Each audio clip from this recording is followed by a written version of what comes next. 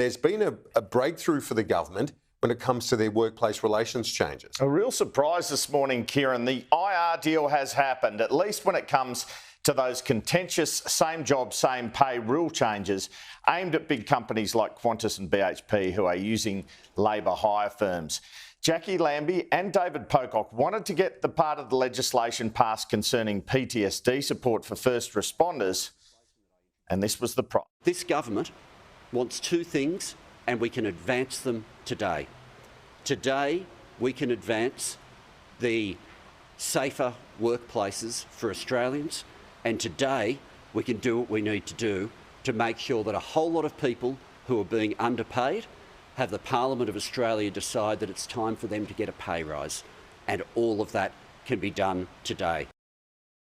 And to our first responders, thank you for what you do. We need to value you more. We need to look after you and your families, and this is a step in the right direction. It is the impact it has on your family, and it is god-awful. So to remove that impact when you have PTSD, which is bad enough to deal with, that you don't have to go out there and prove that because of your job you're in the state that you're in, I tell you what would have to be the biggest relief off their shoulders today. Tony Burke's been talking relentlessly to the crossbenchers. This deal was hammered out in the last 24 to 36 hours because just last Thursday on Afternoon Agenda, the Workplace Relations Minister was suggesting there would be no IR deal this year when I put it to him.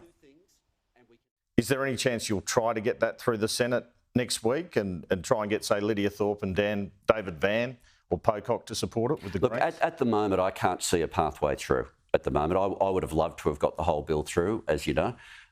And my view with all of this is all you can do. There's no point shouting at the Senate. You've just got to deal respectfully with all the different crossbenchers. And if you find a pathway through, you grab it. So the changes the government wants on casuals will have to wait until next year. Partial passage of the government's IR changes was some welcome news for the government on a day where they got more bad poll news. A YouGov poll has found Labor's primary vote dipping to just 29%. The Coalition at 37, the Greens at 15.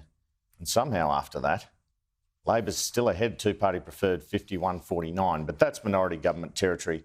It comes after a dreadful couple of weeks, Kieran, on the immigration detainees issue. We're nearing the end of the year. Next week, though, still a major set piece on the economic front. MyEFO will bring that mid-year economic statement to you next week, but don't expect a Christmas present from the Treasurer and don't expect a surplus either, he revealed on Afternoon Agenda yesterday.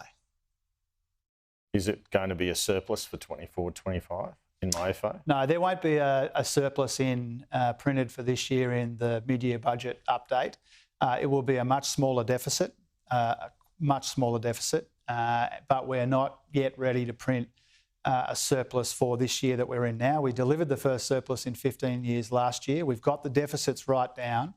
And that's rebuilding our buffers, rebuilding our budget, but it's also saving on debt interest costs, which is a really important part of our budget strategy. So what people can expect to see next week in the mid-year budget update, a traditional update, not a mini budget, not a whole raft of new initiatives, but the mid-year budget update will be defined by one thing, and that's responsible economic management, because we know that responsible economic management is helping us make progress in this fight against inflation.